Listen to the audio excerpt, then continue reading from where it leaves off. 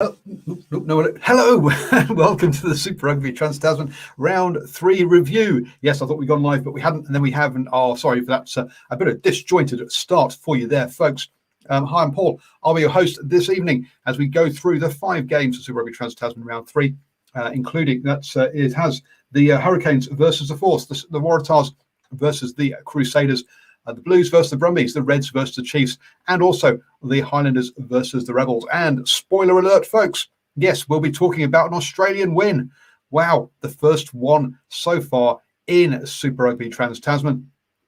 And joining me to go through all of this action, first up, I've got Stephen Harris. How are you doing, sir? Very good, thank you, Paul. Pleasure to be on the show. And hopefully, Arshan has finished his e-commerce and buying stuff online, and he can join us too. How are you doing, sir? Oh, I'm doing well. I'm trying to assign payments. Oh, assign payments, not actually make payments. Payments, yeah. Pay me now. Oh, there we go. The exciting world of everybody's paid on Visa card, and they do one transaction into your accounting package, and then you got to try and go across invoices. Yeah, exciting stuff. Exciting stuff. Well, there we go. As folks, I will be hopefully starting up an e-commerce business. That sort of thing could be an issue for me going forwards as well. But hey, look out, folks, for children's stables. Yes, that's what I'll be making and selling. So look out for those online. But my weekend has been heading over to Waihi Rugby Club and doing some videoing for them. But the rain, unfortunately, made for some less than attractive rugby. In all honesty, the wet ball handling skills really doesn't help it, does it? Let's be honest. And also meant that I had to keep on trying to huddle and fight and keep the camera dry, which is a struggle. But Stephen, how's your rugby weekend been? Oh, I've had a great rugby weekend. Because I'll be away next weekend at the Northern Rugby Union Centenary.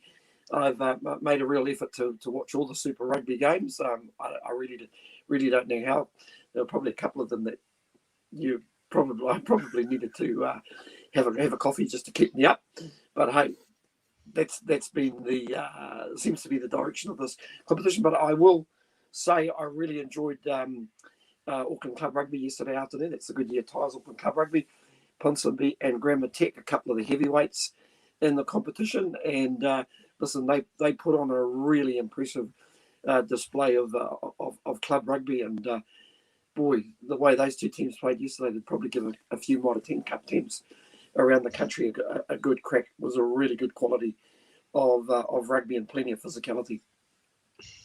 And Arshman's weekend rugby has trumped both of us. So there's me being sort of filming wet club rugby. You've upped it with your Grammar Tech and Ponsonby and a bunch of Super Rugby players in action there. And then Arshman is actually out on the hollowed turf you'd fall through. The hallowed turf of Eden Park. You're actually on the pitch for the join the Blues game. I was in my manager's function role, coaching role as for the Macaw under 10 restricted side as they ran out onto Eden Park to play in the curtain raisers there for the Blues Brumby game, and that was actually against Grammar Tech that they played. So fantastic experience for the boys. They just loved it. It's something that they'll some of those boys will never get to repeat. So I said to them, look, you got one shot at this. Don't come off the pitch regretting things that you didn't do. And they played their best game that they've ever played. So it was fantastic. And hopefully the Blues scouts were there watching, deciding who to put into the fast track through the academy structures for 10 years time. Oh, absolutely. And it's sort of like an even sort of a great moment because another Ranchod ran down the sideline and scored in the corner. So had a bit of fun there. And as Aaron's alluded to there in the comments on Facebook, also had a chat with the referee on the field as well.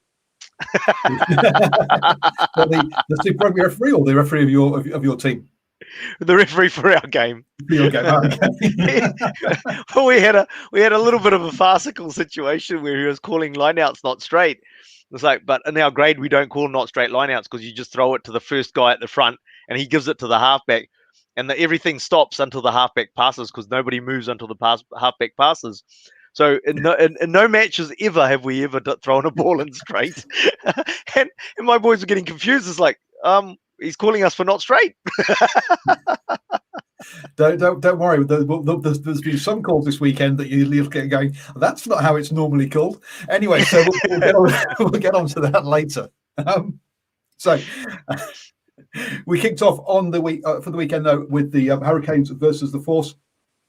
The Force jumping out to a massive 6-0 lead, and to there before basically the Hurricanes went to work. Look, I think you can clearly see in this, even in the opening moments here, that how the Hurricanes had done their homework with this one. One of their clearance kicks was more of a crossfield kick because they knew that the Force were playing 2 in the backfield, not 3. Now that's something that Dave Koenig's used to doing for Ireland and has worked really well for Ireland, but they got caught out in this situation. But Lamapi's kick forward went dead. So you've got to say that some good good reading, tactical analysis of the teams that was happening there in that one. Look, we've still got the dumb advancing in front of the kicker. I mean, referees been told to look out for this. Players know referees looking out for this, and they still keep doing it. And you just got to say, come on, guys, you're supposed to be professional players. Well, no, you are professional players. Get with the program. You know what's going to happen. Just wait until someone runs past you. But you're still seeing it in every game. Archie and Stephen, what's going on? Slow learners. That's all you can say. Yeah, just not picking it up. I guess it's something that I don't think it's going to go away necessarily. I think players, I think they just push the boundaries and hope sometimes that the referee's got so much to watch that he might miss it. But you know what, you've got to realise he does get calls from the touch judges. Touchy. Listen, on saying that, it also happens at kickoffs, and we saw an example, and we'll get to that game because it happened in the very last game this evening, where a player had a shot at goal, and one of his own players was clearly in front of the kick at goal. So there's a lot being missed. The other thing is that I suppose, we say they're slow to learn, but the other thing is that, when does a referee decide that he's going to penalise them versus just telling them to stop, and not penalise them, right? So the game that we're referring to, the last game of the match, he penalised the player earlier in the game for advancing. And then I quite clearly remember this is I think it was a Highlanders kick. And the players, and he's telling him 7, 2, stop 3 times. It's like, well, hey, if you're only going to get told to stop sometimes, and sometimes you're going to get penalised, are you going to carry on taking the chance? Possibly. The referee has to get consistent as well, doesn't he? He's either going to have to call it every time or not. Yeah, maybe. Well, look, they all wear GPS trackers behind their shoulder blades. We should be able to just track and go, okay, press a button, 15 kicks. Anyone in front of that whose GPS unit is moving forwards, ping, gone. And that would soon sort things out. Yeah, I mean, we'll again, and we'll talk about this and the impact of it on the game. But players in front of the kickers can hurt your team big time, can't they? And it did in the last game of the round. Okay, well, I'll be honest. The last game of the round is one I haven't seen, so we are discussing. Here I am throwing out tidbits for a game that's in the wrong order. Perhaps I should have been throwing these out later. But anyway, look, the Force, their own worst enemies here. I say they got caught in front of the kickers. They defended that well, but then they overthrow. Amua catches it, and off he goes to the races. And that's exactly why he was taken on the All Blacks tour a couple of years ago. Really looks like he's sorted out his issues around weight and around fitness, which he had there, which is great to see, and wonderful turn of pace and awareness to run it in from the halfway line. He's a bit of a dilemma, really, if you think about it. He's such a fireball with ball in hand. Also, we know he can put in a big shot as a defender, but at international rugby, it's all about doing your basics well.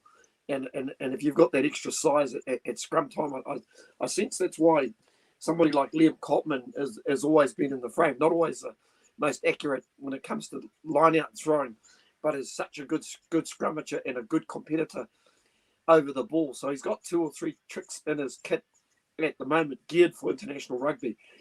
Just with Armour, yeah, we know what he can do, but he's, I think at the stage of his career, he's still clearly behind Coles and Taylor, in my opinion. But boy, he's a hell of a dynamic. If he can, probably next year, I think will be a year for Armour where if he's to make a real serious play at being an All Black hooker, I think he has to at least position himself in front of Dane Coles. Well, I think it might be a post-Rugby World Cup thing, thinking about the timing and age of these sort of players. You've got to think about the number of injuries that Dane Coles has had, and clearly the All Blacks need some depth behind him because that's why he's not guaranteed to be there for the next 2 years, which could be to Amua's benefit as well. I'll just quickly, I'm saying that Kevin Milami was not a big hooker either, but boy, he worked overtime. But Kevin was a ball of energy and a very good scrummager. And I just suspect with Armour, I think he needs a little bit more work on his scrummaging. Hey, how about the irony of this, though? I mean, like, where would Asafa Amoa be today if he hadn't have discovered one of the sponsors of Super Rugby and KFC?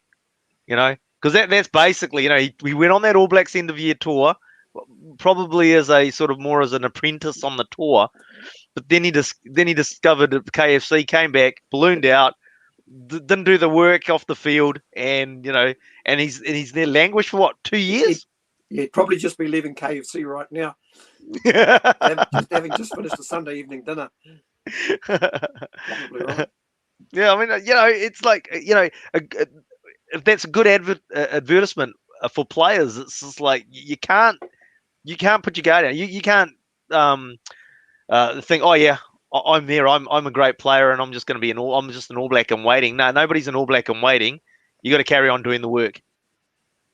Yeah, you can't take things for granted. And the comments you're making there about KFC shows why there are certain players that said, look, we do not want to be promoting KFC because look, we know the harm it does to our community. And why KFC has been very conscious with all its advertising with Super Rugby players. You'll never actually see any KFC food. You'll see a bucket. Apart from so you'll see the lady from the Waikato who gets the bucket to eat instead of the players. Yeah, but they a year or whatever it was. But there's just nearly all the adverts involve them using the buckets to create some arts and crafts thing than actually having any food in it, which I think is which is part of that. Simon says, yes, stop slandering KFC. They're an important sponsor to the competition. Oh no, look, and that's a fair, in seriousness, that's actually a fair point, because it's like, at the end of the day, we've had many conversations about where's the money come from to run our competition. So at the end of the day, you got to sort of like say, hey, thanks KFC as well. On one hand, they're there and providing the money that allows us to keep those players in New Zealand rugby as well, or helps us anyway. And our morals do not preclude us having a bucket of KFC each for every show, and seeing us eating it on the shows if we were sponsored. I'll be honest. If we were sponsored by KFC. Hey, look, we're back to the game on Friday night, but we talk about the force, and we talk about that line out that went wrong. The 6-0 up, line out goes wrong, and then it's 7-6, sorry, and really the line outs basically were it. That was it. That sort of summed up the game for the force. They couldn't buy a line out and really couldn't build anything because they kept losing their line out. They had plenty of line outs, their throw-ins, but they just stuffed every one of them. You tuned into our show on Friday night, didn't you, Ash? Oh, no, I didn't. No, I didn't. You know why I didn't? I actually fell asleep in the second half. Because that's exactly what we said. Look, listen, they got a ton of endeavour, but there's just really no polish, and I suppose the really scary thing for the Western Force, the guys that are really propping them up are probably some of their veterans in the team. And once again, another really good performance from Jeremy Thrush, and right. That's taken into account that he went off for an HIA as well, and also Richard Kahu, just showed what a consummate professional he was, chasing Rayasi after Rayasi took that intercept. Once again, that was another opportunity for the Force to score, and they just absolutely panicked with a no-look pass out into the midfield. And also that was probably Rob Kearney's best game for the Western Force as well. I thought he was pretty solid at the back, and I also liked Kotika as sort of one of the younger guys coming through the number 7. I thought he was very good. Yeah, look, this line out here. Pulu also had some flashes in that game as well, but at the end of the day, the Force really struggled to get over the game line. And I'm sorry, yeah, Hurricanes' backs are very big and fast. When they get it right, it's hard to stop. True. Also, when they hit you, they'll stop you as well. Yeah. Which means that's it. But we've seen that all weekend, right? When a New Zealand Super Rugby team hits the other team, they just come up and hit them, and everything just stops. And basically, the Hurricanes basically had Caniston to just keep Thrush under control. Yeah. Dearie me.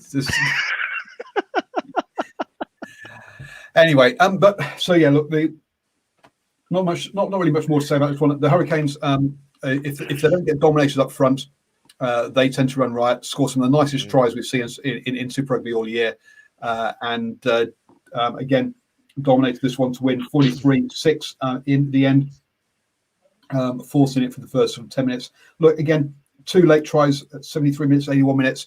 I think we're probably going to see in some of these games that some of the Australian teams do struggle towards the end of the games. And looking at the age of that Force team, fitness going to be an issue at the latter stages.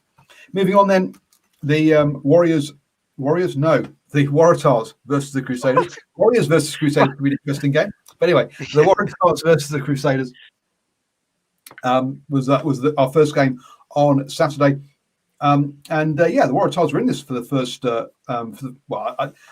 kind of flippantly said they were in it for the first 9 minutes, and then the Crusaders scored. Look, they were never in this one to win it. Let's be blunt.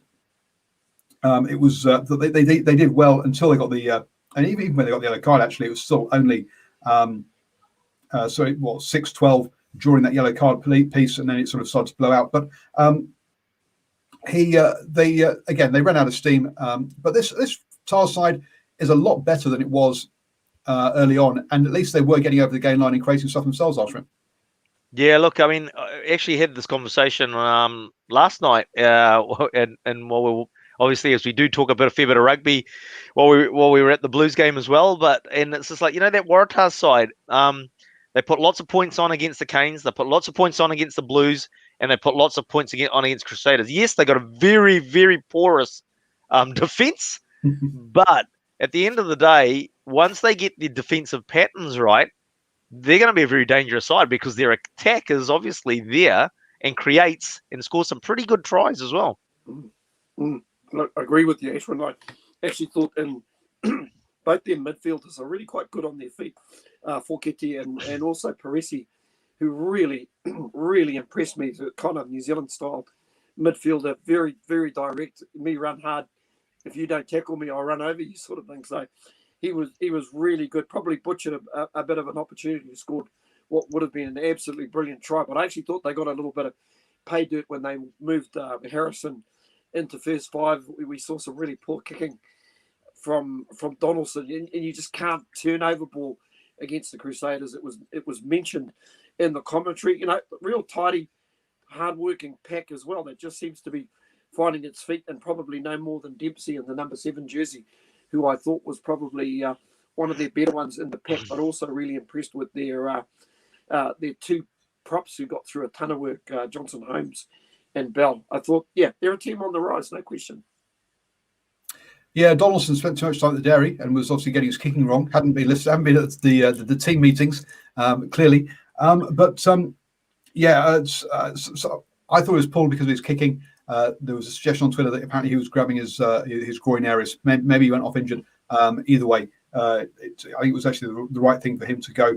The Tars still lack composure, and they were throwing passes that just weren't on. We had and rushing passes that meant they butchered a number of opportunities as well. The Crusaders just don't do that. And even when they do replace both their centres, because we had McLeod and Whanganuku instead of Havili and Braden Ennor from last weekend, that they still have all their systems. They still all they can slot in.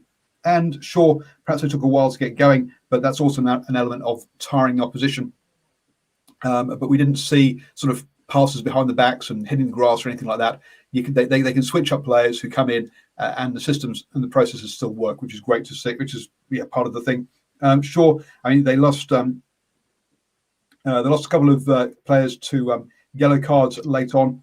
Havili, deliberate knock on, very nearly a penalty try on that one, and Vela, the replacement hooker, also going. So two replacements getting yellow card in the final 4 minutes for the Crusaders, when they're supposed to be the fresh legs that are supposed to come on and help you in the closing moments. So not a good job by those two, but never mind.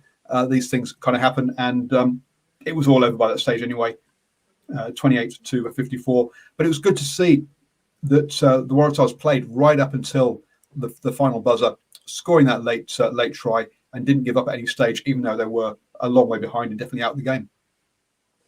Yeah, well deserved. Plenty of effort, and probably more exemplified by probably their halfback Gordon, who's actually a really good player. He went really well and just kept driving them forward. But I think one of the other things that really killed them was the Crusaders, not just their accuracy of pass, but just their offloading. They just seemed to get offloads all the way. Even Mataele out on the wing just seemed to be an offload magnet. And when you're getting offloads and your support is of the caliber of the Will Jordan, and you've got Richie Moanga running around just playing some unbelievable rugby at the moment. He seems to have everything on a string at the minute. They're just playing good rugby. Their structures are really, really good. They know what they're doing. They actually, when you kick ball away to them, they just seem to know which side of the field to attack, and they spread the ball quickly and accurately, and that's a real big part or key to their attack. And what's going to be interesting to see, look, we've seen, I think a lot of people said that the Crusaders played their best game of the year against Reds last weekend. Again, we're waxing lyrical about them this weekend, but we know the Waratahs' defence isn't great. It'll be interesting come finals time if what we're seeing are we seeing an improved Crusaders performance because of a softer defence, and will we see a reversion back to how we saw them playing in Super Rugby Aotearoa, or will we see that actually they have stepped up their game as they've had more game time together and are clicking much better? Well, it'll be interesting to see how that pans out, because sure, the Crusaders aren't in the top two at the moment, but I wouldn't be surprised if they are come the end of the come 2 weeks time. It's all going to come down to bonus points, isn't it? I mean, as long as the Blues and the Hurricanes keep winning, and they've probably got the Blues have got their hardest game against the Reds next week. Oh, it's not bonus points, Paul. Well, I'm going to say I don't think the Hurricanes will go through undefeated, so I think they'll lose a game. Oh, right. Okay. So who do you think? Okay, I suppose I don't know, because when look after this weekend's rugby, if you were going to pick an upset this weekend where an Australian team was going to win, you would have thought it was the Brumbies versus the Blues. The reason being is the fact is that the Brumbies having the forward pack to be able to sort of control the ball, not necessarily match the grunt of the Blues up front, but to control the ball. And they got smashed basically. Really they were never in that game. They were lucky to get the try, but they're going racing ahead as we always, or I do anyway. Yeah. There was a bit. So anyway, the Crusaders got the expected win against Waratahs. Not sure there's anything else we want to say about that. And as Arsene has moved on to the next game, look, essentially you're quite right. This game, Steve and I did post-match reactions to this one last night. We went into a bit more detail because I think we're going to go through this one pretty quickly, because I think Arsene's pretty much summed it up already. Is that this was 8-man rugby by the Blues, and those 8 men beat the Brumbies 8 men up front, and hugely. And whilst we've got the backs the tries were through kind of like Heem, AJ Lamb, TJ Fiani, all of those tries were earned by the forwards, not by the backs. And so we've still got a dysfunctional back line behind that Blues scrum, but that Blues scrum was just so powerful, both at scrummaging and other times to win the game. I was just going to say, but I mean, like, to be fair, it's just like, the difference. There was a slight difference in the Blues backline, and the fact is that they actually did score some tries. They took advantage of that dominance. They should have taken more advantage of that dominance, but there was some elements where they finally. I mean, I think having Zahn Sullivan from the back is actually, and as he grows in that position, that's going to help them actually get a rather dysfunctional backline functional. The fact of his utilizing him with exit plays with his boot that he's got, and just some of the touches that he showed, and he sort of he was almost like the experienced head there at times from what you could see from the West Stand with some of the options he took. Look, I mean, I think the you say Zalva Sullivan has played really well and is fitting in well at this level. Absolutely. If we look at these the tries they scored, though, we had a line out. Maul Eklund goes in. We had the Rico break, which look, that's a backline move with or backline try, giving it to Christie. We've then got Paul. I was going to say, even that try actually came off a Blues era. Patrick Tuipulotu failing to take the kick off. To be honest, it looked like something out of Keystone Cops, but turned into something of beauty. It was. No, but what I'm saying, the other four tries, we've got 5 meter line up Maul. We've got Heem's one, which was basically it was being bashed at the line and eventually comes out to Heem. AJ Lamb's one, again, bashing away at the line, eventually comes out to the backs to score. The 71-minute one was a 5 meter line out, a 5 meter scrum. All those ones are from no distance out because the forwards have already got the ball there and have sucked in all the defenders. The only one that was from some distance out was the Rico one. Which shows, some sort of back thing. One thing I will say about the AJ Lamb try, there was a little bit of creativity in there because the pass was actually flicked up, on. Was basically flicked up, and it actually had done enough to draw those two defenders. Because originally when I looked at it, I thought to myself, will they look at that again? But when I actually looked at the play again, it was a nice bit of deception there. So that's to be honest, that's the sort of stuff I'm looking for the Blues, but there were times where it was really disappointed. There was a turnover. They were under advantage on the 22. They had numbers, and somebody decided it might have been Black threw a big wide pass which hit the grass and skidded over the touchline. And I'm thinking to myself, really, this is the perfect opportunity. You didn't have to hurry this. This was a perfect opportunity. You were given a free play to set something up if you've got a move in your kit to use, but just to sling a pass out there is almost like, you know what? I'll sling it out to Rico and see what he can do. Yep, there was a couple of other times as well, not opportunities, but a couple of times it's just like they're about 5 meters away from their lines, and there's they're going down and they're tackling. They throw a really stupid speculator instead of actually securing the ball, and you're expecting a player in support to pick up something around his ankles, under pressure. And it's just a stupid option. So, there's still work-ons there, but I just sort of think with some of the pieces of the puzzle, maybe this, and then you got to think, with Bowden Barrett back next year, and we did see that the backline did function with him at first five, you start to get some of the pieces of puzzle happening this year, and it'll help for the future.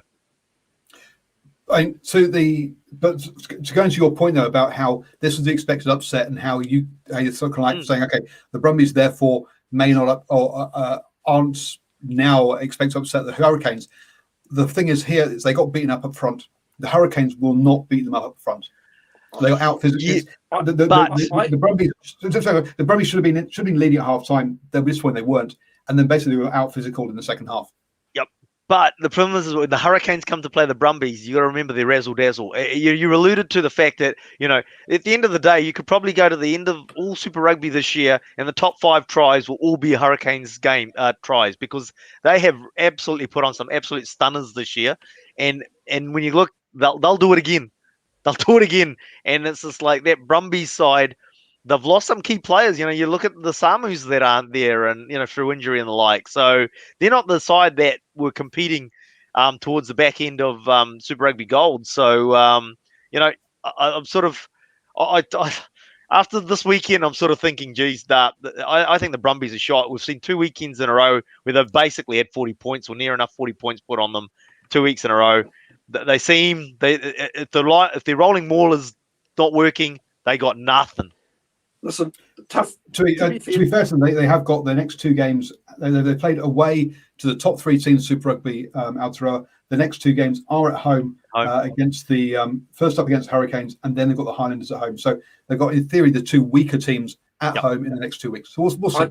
I was about to say, guys, I think they're bashed up as well. If you think about it, they played that final against the Reds, which was a tough contest. They had to jump on a plane, go and play the Crusaders. They lifted for the Crusaders, and it's fair to say the Crusaders were probably still basically softened up by even their final they had played the week before, and then they just dropped their bundle against the Chiefs. And I actually thought at the 35th minute they were right in that game. They got in the game, and you know, if they could have their time again, they'd probably be hoping that Patrick Tuipulotu takes that line out kick off. They kick it into touch, and they almost go to halftime with a lead. And I reckon that try just pricked their bubble a wee bit, because it just came out of nowhere, and I don't think they came back up for the second half. End of story. To be fair to the Blues, they actually lifted, because the reason I actually thought they were a chance in that game, because the Blues line-out was so dysfunctional in that first half. Waratahs. I thought if the Brumbies can control possession and just put pressure on, add pressure, they wouldn't have to play too much rugby. They get some kicks to the corner. I actually thought the Blues would fold. But credit to the Blues, they came out in the second half and they lifted their effort. And once again, probably an injury to Josh Goodhue, who was having a good game, making a lot of tackles. All of a sudden, he gets a Brumbies player step on his foot. Patrick Tuipulotu comes on and adds some more physicality. So basically, they keep the ball away from lineouts, and they keep playing through the middle. And all of a sudden, unfortunately for the Brumbies, they've got to get back into an arm wrestle, and that was, to me, one of the real key pivotal turnarounds. And in that second half, it was 75% territory to the Blues. I mean, the Brumbies just played on defence in their own half the whole game. It was great when you're sitting in the West End, because it's right in front of us. Do the Canes play the Brumbies next week? Yes. Yeah, well, see, that's the thing. Is like they've been softened up so much. It's just like, as you said, it's been 4 physical games in a row. We talk about World Cups and, 3 games you have to, those last games where you're playing week after week, and the intensity. They've played 3 hard games, or 4 hard games on the bounce. Yeah. On the bounce. Whoever worked out this draw for them, no friends there. No favours whatsoever. Seriously. If that was one of their friends, they don't want any enemies. We say from the start, the draw has been anti-Australian, to be honest. The Brumbies and the Reds.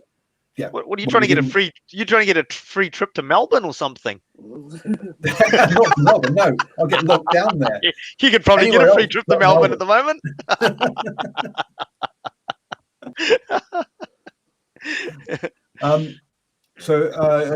Interesting one there again. So thinking of potential sort of wins or games that may go. The Blues travel to the Reds, who are obviously coming off the back of a win. Both of them on a short turnaround to a Friday night next week. So those are the two. The two I would think are potential Australian wins next week. The weekend after that, we've got the Reds travelling to the Hurricanes. Are the Hurricanes playing all their games at home? Pretty much. It sounds like it. Anyway, never mind. No, they're away to Waratahs, weren't they, in the opening game? And I say the Brumbies hosting the Highlanders there in that one. So those are the potential ones I would see as being ones that could go that way.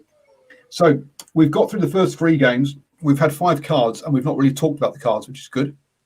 That's why Paul, I was going to say it'd be really remiss of us not to mention a couple of players who I thought had really, really good games, and Dalton Papali'i just did not drop his standards for the whole 80 minutes. I thought he was accurate. Probably from Tom Robinson, a little more of a quieter game, but what I do like from Tom Robinson, boy, his cleanouts are so accurate. And I thought one of the things that the Blues did really, really well in that game was protecting their position. Not as many turnovers for the Brumbies as there was for the Blues, which means they were getting numbers to the breakdown. So it was really quite pleasing in that respect. And I'm going to be honest, Bryce Hem, who I thought was that a good decision to pick him? You listen, he's probably he's turned out to be a bit of a win there for the Blues. Can he pick up? Yeah, exactly. And of course, be remiss of us not to mention the little redhead that was running away from the sun looking for shade, Finlay Christie. Just a really, really good game. Okay, if you're gonna make him your number one half pick, leave him there, for crying out loud. From what I believe, Sam Knock had an injury, and that's why he was out of the match day 23. But somewhere along the lines, Blues selectors or coaches make a freaking decision and go on one of those two players as your number one half pick, because it's either Knock or Christie, in my opinion. No, it's not Ruru. No. But it's just like, just on Tom Robinson, actually, as you say, it's funny because we're going to say a bit of a quiet game from him, but he still had a pretty good game. But on his standards, a bit of a quiet game. But what he's bringing to that is his conversations, and it's noticeable. You won't see it on camera, but when you're at the ground, you'll see that his conversations with the referee. He's having good. You could see that he's having good discussions with the referee. Obviously, he's not going to get his way every time or anything, but obviously we've had a problem at the Blues for many years, and the captains that just don't have an ability to have that relationship with the referee on the field. And Tom Robinson seems to be able to bridge that, and he seems to be having good relationships with the referee. Question: Do we keep Tom Robinson as the skipper, even though Patrick Tuipulotu is back? Well, I wouldn't be surprised. Well, as unfortunate with Goodhue's injury, right? We don't know how bad that is, but I could see if we had Goodhue available, that Tuipulotu would probably come off the bench again next week as part of his comeback into the game. So it'll be interesting. So that could have been, an easy one there, that Tom Robinson stays as the captain because Patrick's coming off the bench. That's going to be an interesting one for the coaching stuff, isn't it? This is like, do they keep Robinson there? Do they say, hey, look, Patrick, we just want you to go out there and play the game, and you're still the All Black, you're still the cool head in the group that's still there. I mean, we've seen it with the Crusaders. Just because you've got a captain in the Crusaders forward pack doesn't mean that the other 7 All Blacks don't have something to say of value, right? So it's well, the other 7 forwards of the 8, the eighth guy being told by 7 players, this is what you have to do by the other 7 All Blacks. It's like, okay, I'll be. But you know what I mean? It's just like, I think it's the fact is that you still provide input just because you're not the captain. If you're an All Black, and he's racked up a few games for the All Blacks now, so he's not just a fly-by night All Black sort of thing. He's still puts an immense amount that he needs to say in those huddles. And just to Stefan, as I think Stephen alluded to it, but it's actually in one of the very few communications that comes out of the Blues rugby in terms of the team selections. Sam Knock is actually injured at the moment. So he's down on there when it comes out. He's down as being injured. Look, I think as you mentioned there, Tom. His post-match interview as well. You say it had a bit of laughter. He's obviously clearly comfortable talking to the media. You say it looks like he's comfortable talking to the referees as well. From all the body language that we can see from where we're stood, and he's not being told by the referee on the referee's mic, "Go away, I'm not talking to you," as some players which we've heard in the past. So look, it's clearly a role that. So one of the things that England used to have in 2003 was that Martin Johnson was not the person who talked to the referee. The scrum half was the designated referee chatter. Oh God, what's the guy's name? I'm trying to think of it. Not Austin Healy. Austin Healy. I want to say Austin Healy. You just like saying Austin Healy because he's got plenty to say, isn't he? He's got a lot. He has. I thought Yeah, he was the one that kind of brings to mind, but it's he would have been one of them. But the But idea was that he was the guy that had the banter to talk to the referee in a good way. Martin Johnson was not. yeah, That might be a good way. Well, Austin Healy was talking to the referee, the Times, the Observer, the Independent. Yeah, All at the same time. Real good team man, eh? Yeah. And you can throw Matt Dawson into that lot as well. Sorry, not Yeah, a so I fan. think Matt Dawson fan. and Austin Healy were designated to be the guy who talks referee and handles referee. Whereas, so that might be a good move for them as well. So as I was leading into the Reds Chiefs game, we've got through the first 3 games with 5 yellow cards, and we haven't discussed any of them in particular, really. They happened, and we weren't. I think they're pretty obvious. I think the one that from the Blues game, that continual infringing, right in front of the sticks. They've been warned. Yeah. They were all. Everyone was absolutely fine with them. No issues. Yep. No discussion. And then we get the Reds Chiefs game. Right then, card discussions. Here we go. Well, what's to discuss?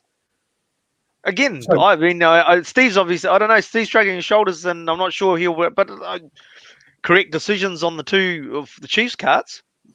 That's what the rules are these days. Yeah, I thought it was a card, but a yellow card. And I had a couple of mates send me texts and say, "Oh, maybe yellow card." That pretty much sums up our game. That everybody sees this in a different light. I realise there's a framework that they've got to run with, and the referees are running with the framework. Under the framework, it's but so we're talking about about D-Max card. You're talking about D-Max card. Yeah. But the thing is that.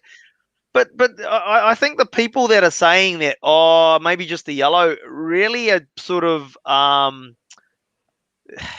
they're trying to avoid red cards. They're sort of, let's not ruin our game by having red cards. Because the reality is, when you look at that, you could probably use that in a referee's training conference to say, here is a red card situation. The player jumps up into the attacking player, leading with his shoulder, and makes direct contact with the head. What is to mitigate? I don't get what is to mitigate. He actually jumps up to make contact to the head. He's actually shorter than the man he's tackling. So I don't understand how anybody can have that argument to say, it could have been a yellow. The dude's jumping up to make contact with his head. Until I saw a clip on Twitter, which, as you say, shows basically the arm. His arm is down. He's not down. Yep. He's, as you say, he's down to up motion. He's going upwards. And then I looked at it and went, why are we discussing this? Why are we discussing this? Exactly. Yeah, it's just like, it is a textbook. I mean, I've just read it. He's jumped up to reach the head with his shoulder. And I was like, I forgot to mention the part that he's got his arm by his side. So it's not even an emotion that's going to be there to wrap. Looking at our live chat, Aaron says, nothing to discuss. Cards were correct. Nocturnal rights, DMAC, bang to rights, fair cop, gov, under the rules. Right, yo. So those two, I'm happy with. Then we had the one in the second half to the which was the where the Reds player runs in, turns around to catch, and then the Chiefs player jumps up, gets tipped, and ends up landing sort of on the shoulder area, and the referee goes, no penalty, nothing wrong with that at all. And I'm like, what? Now that's the one that's going to be confusing for viewers, because the fact is, if you go on the protocols, that's actually a card. But the player, and I remember a tweet. I mean, you put the tweet out there. That's a yellow card, red card, and somebody says, well, if the player jumping for the ball in the air isn't there, it actually lands in his arms. The ball would have landed in his arms. Even though he's on the ground, he's turned around, the ball will land in his arms. So I think that's an interesting one, because I could imagine viewers that won't know what the protocols are would say, hey, what's wrong with that? He would have caught the ball. Well, okay, so the protocols are you have to be in a position to catch the ball. Well, right? He was. And the referee's arguing that he was. Now, which, okay, yes, he was, but every single way that's been called for the past 5 or 6 years has been, if you are not at the same height as the other player, you are not in a position to challenge for the ball, and therefore you're in the wrong. He was not at the same height, therefore he was in the wrong. Now, to be fair, I think this year I have seen calls made where they have sort of basically said, okay, both players were competing for the ball. And you could say in that situation, both players were competing for the ball. One was jumping in the air, one was on the ground. But they were, as I said, look, you can't deny the fact that if the player that got tipped over isn't there, the ball lands in the guy on the ground's arms. Yeah, but I just say it just to me it was. I get that, and if you're going to call it that way, I understand. But and there, what you're suggesting really is that the jumper has put himself in a dangerous situation. Now, whereas the way that it's been ruled up until now has been that the jumper shouldn't have to worry about anybody being there. He should be allowed to jump anyway, and expect there to be an empty space.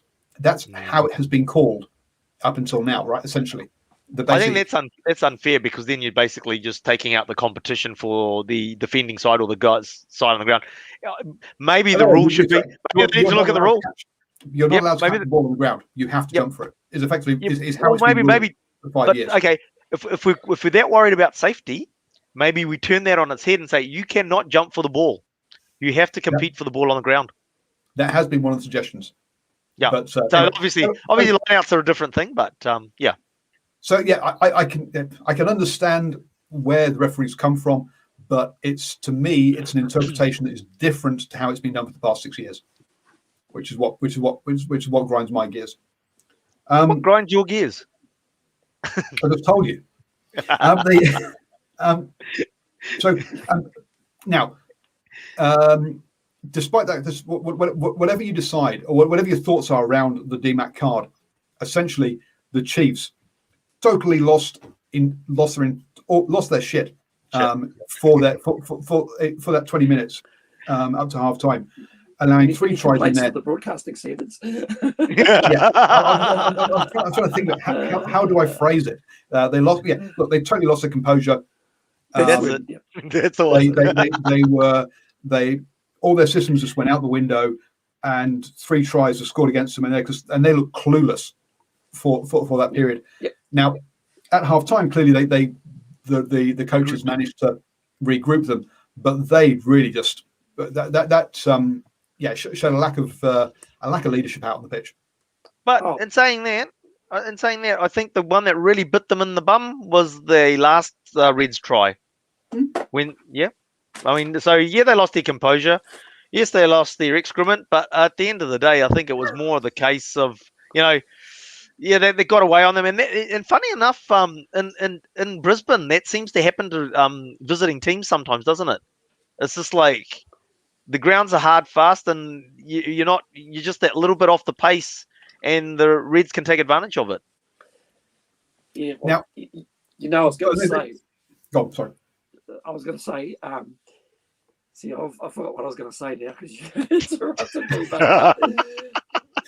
The Chiefs came back into it, but look, the Reds missing 50 tackles in this game, 5-0. That is absolutely nuts. And allowing the Chiefs to come back in. Look, the Chiefs gave up 19 turnovers, but allowed 21 clean line breaks. That only led to 5 tries, amazingly. But the Reds also allowed 14 clean line breaks and missed 50 tackles. 5-0. That is nuts. I was about to say the biggest disappointment for me is when they lost Tia. That was at the 16th minute. Yep. Then they lost. Excuse me. Then they lost DMAC a couple of minutes later when the try was scored, and that was probably a byproduct. That was a byproduct. Oh, hi Paul, how are you too? No, 5 minutes later, literally. So 16 minutes and 21 minutes were the two cards. That was virtually a byproduct. That try, whilst it was a card, that was a byproduct of not having a fullback in the line, not being there. But it was a great listen. We shouldn't forget it was a hell of a ball from McDermott to get away to hit a guy on a straight line. And then that's where the Chiefs should have just pulled themselves in and said, hey, we need to manage this for another, how many minutes? 5 minutes. 5 minutes or so. We need to manage this for another 5 minutes until Tia gets back on the paddock. And to me, that was the real disappointing thing. That's where they lost their composure, because they got down inside the 22 straight away. They give away a penalty. I think it was Jacobson maybe gives away a needless penalty. Kick it out, win the line out, slow the game down. From what I believe, a lot of these professional teams actually, they play for this sort of stuff, for being down to sometimes 14 or 30 men. And that, to me, was the real biggest disappointment. They didn't manage their way through that next X amount of minutes, because even though there was a red card, you were getting a man back, 2-3 minutes into the second half. You were back to your full 15. And if they had managed themselves even out of the 13, 20, the 5 minutes, 20 or 30% better, they would have went into that second half thinking, well, you know what? No real damage. We're down by maybe a try or two, but we're still well and truly in this game. And whilst the Reds missed 50-odd tackles, I just thought that the Chiefs had just left themselves far too much to do. And at the absolutely. end The of the fact day, they got within a score and a knock-on was what stopped them from winning the game, potentially, is amazing. They got from 33-3 down. Close. They got back being 30 points down. That's an impressive comeback from them. The Reds, and not so much, yes, the Reds subs didn't add much to their team. Which I'm not sure about. I think they took it away from their team. Never mind, they're not adding, but they really, they should not have allowed the Chiefs to get that close. If you were listening to the commentators, you would have thought the Reds were world beaters during that period. Just before halftime, it was almost like they were playing 15 on 15. But to be honest, all they were doing was basically taking advantage of having if you look at the tries, they were able to get on the outside of the Chiefs, and this is where the Chiefs defensively just actually lost their composure. I won't use your word, Paul, in terms of keeping. You've still got to keep that chain, and they weren't keeping that chain in defence. And if it meant that you need one of your loose forwards defending a little bit wider, then so be it. So the Reds just come up. The Chiefs just come up short in that one. Which now, and you're talking about there about coaching. Look, we had 9 cards in the 5 games this weekend, which basically means every team had at least 1 card on average. If you're not coaching your team to handle being down to 14 and 13 men, then you're not doing your job. People go, "Oh, it's surprising. They train to be down to 14 men." Of course you do. You do, because it's a cynical game. One thing we also need to sort of highlight is the fact is that, and a little bit on Twitter or Facebook, I can't remember, one of the social media platforms, is the fact is that the Australian referees are much quicker to penalise, much quicker to card than the New Zealand ones are, and that's probably to the detriment of the New Zealand sides, because you could tell New Zealand fans were like, if the D-Mac situation was in New Zealand with the New Zealand ref, probably right. He probably would have got a yellow card, if anything. So, that's what's happened. How many times have we been watching Super Rugby in New Zealand, and we was like between 2 New Zealand teams, New Zealand refs, and they go, "Oh, that's a red card. There's direct force to the head, blah blah blah," and it's just like, wow, they didn't even give a penalty. Yeah, that was in our Facebook chat, because I put in there that if that was Super Rugby Aotearoa, DMAC would have got yellow card and not red. Now red's the correct decision. Don't get me wrong. Yes. I'm not trying to say it shouldn't have been red, but from basically the New Zealand officials have been bailing on not making the right decision. Yeah, because if you go right back to the beginning when they did give cards out, everybody go, "Oh, they're giving out too many cards," and then all of a sudden the cards dropped off. Yeah, and it wasn't through players playing differently. No, not at all. So that saw us to the end of Saturday. We had one game today, which I'll be honest, I missed, unfortunately, because and we all watched Jumanji. I had my kids. Pardon? And we all watched Jumanji. No, I watched Jumanji, and I kept looking in on the score, and I saw the Highlanders up 14-0, and I thought, hey, this game's over. But no, apparently not. Look, the Reds got themselves back into this one. So can one of you take us through this? Because the Reds were leading if I bring up the facts only. The Reds were leading 15. So the Rebels, not Reds. The Rebels were leading 15-14 just after half time. So they managed to pull this one back from being 14-0 down. Yeah, Paul, I was thinking the same thing back in 1999 when the All Blacks led France 27-10 after a half an hour. I was thinking the same thing, mate. So, sports, as we know, sport is not like that. And credit to the Rebels for battling their way back into the game. Probably a little bit of ill discipline from the Highlanders crept in, and it gave the Rebels a little bit of field position. They actually knocked on the door a few times without being accurate, but I think just on the back of a whole lot of penalties, just gave them the opportunity to place a little bit more pressure on the Highlanders. Osman, you see this one? Any thoughts? Yeah, look, I mean, it's like what Nocturne was saying. The Highlanders are hot and cold. I think I think they were getting frustrated, and that sort of like I think it was pretty much at the end of the game with about 2 minutes left on the clock. And Aaron Smith, actually, you don't normally see Aaron Smith getting into flare-ups, and he was having a bit of a go at his doing handbags with his opposite as well. So I think the Highlanders was getting a bit frustrated. The reality is that basically, we started the show talking about players in front of kicks, and it was the winger who got in front of one of their kicks and pinged for offside. That was the turning point in the match, because they ended up from that down by their goalposts. Yellow card, try, 3 tries, I think it was, while the yellow card, 2 tries while the yellow card was there. And that was the end of the game, really, once that happened, wasn't it? So really, the winger needlessly getting in front of the box kick basically turned the game.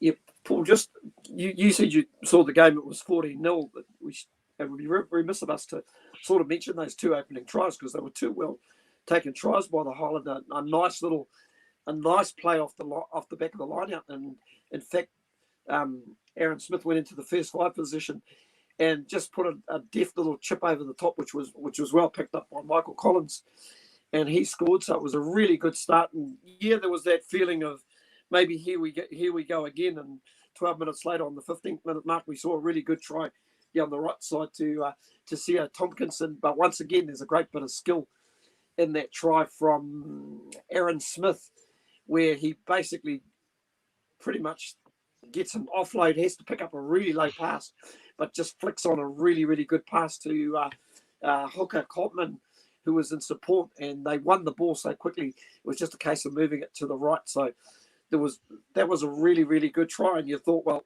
here we go.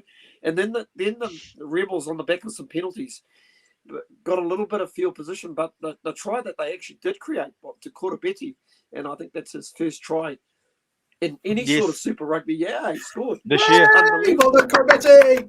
Boy, you'll see a nice bit of deception from both the midfielders of the Rebels, where they were actually able to hold both Gregory and Collins in the midfield, which basically put the fullback Worth on the outside, and they were able to shift it to Korobeti, and from there, man, he didn't look like he was going to be stopped. Even directly he came across, had really no chance. And mate, they actually really worked their tails off to stay in the game, but there was some ill discipline from the Highlanders at that time to keep them in the game.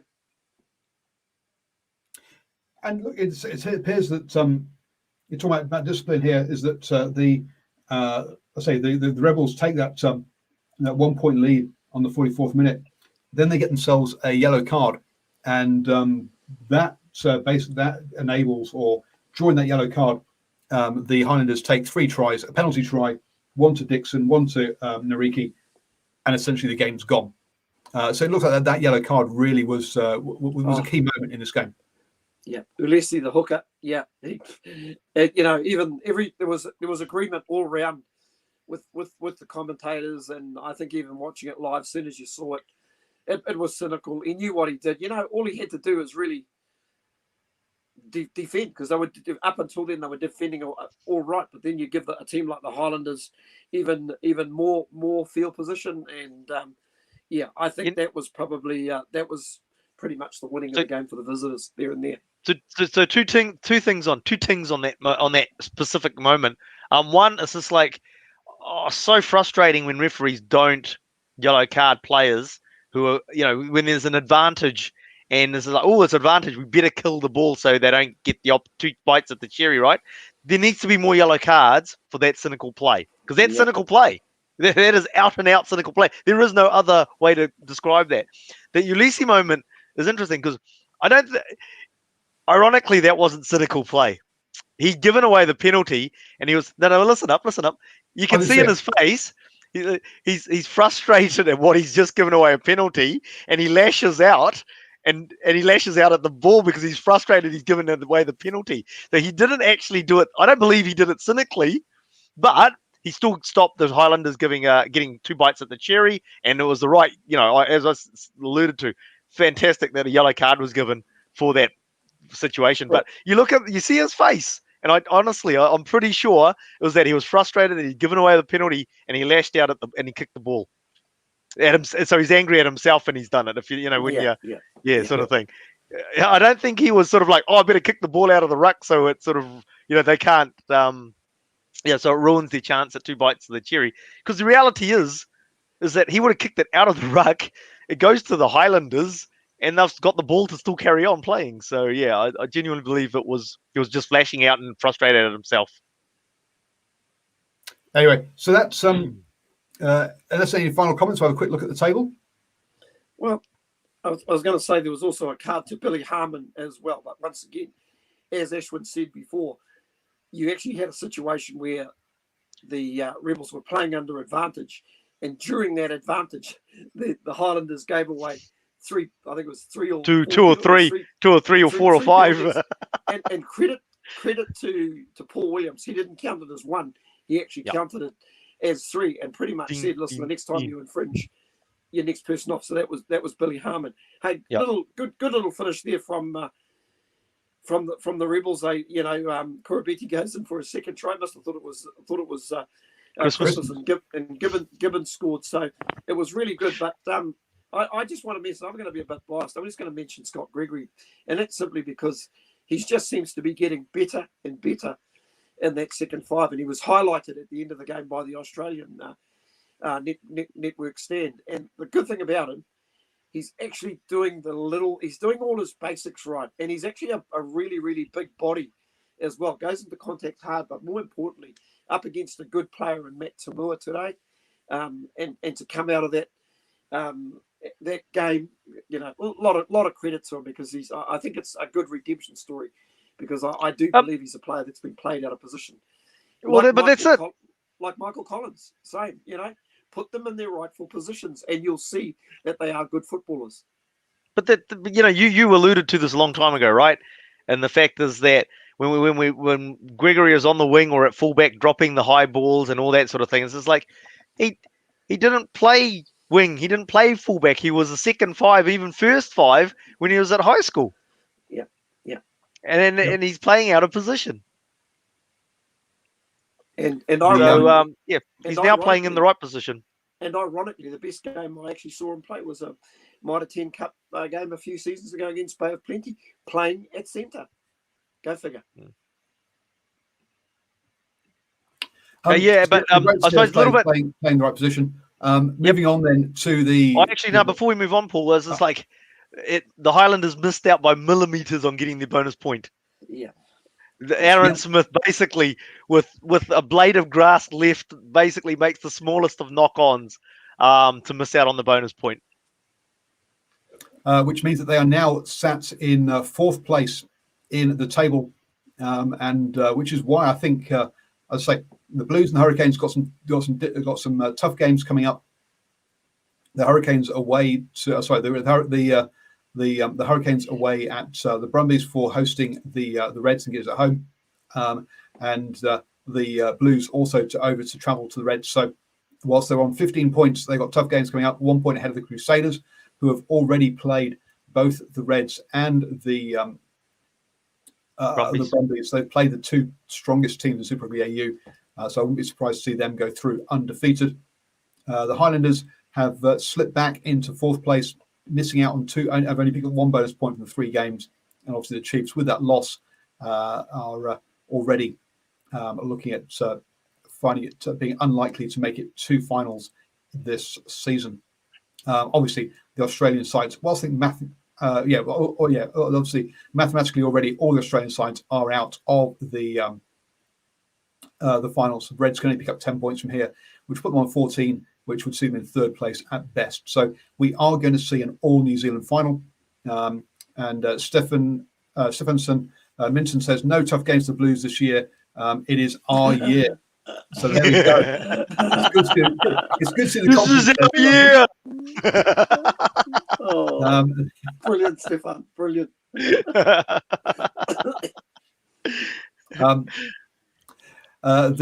Highlanders got the Waratahs and Brumbies coming up. So again, not an easy running for them. I think we'll probably see the final between the Blues, Hurricanes, and Crusaders. Like two of those top. You can't 3. have 3 teams. It's not a game of 3 halves. What is that?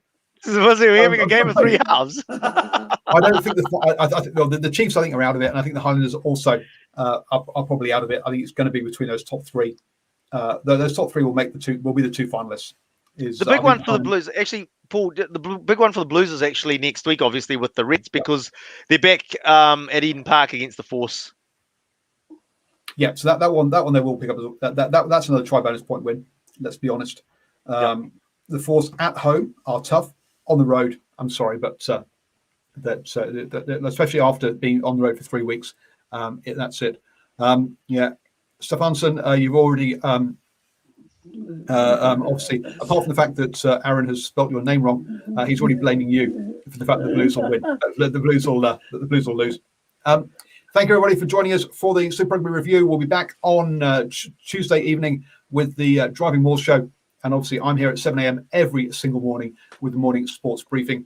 Thank you so much for coming along and listening to and watching and listening to our these shows on New Zealand Sports Radio. Don't forget, you can become a supporter at patreon.com/NZ Sports Radio.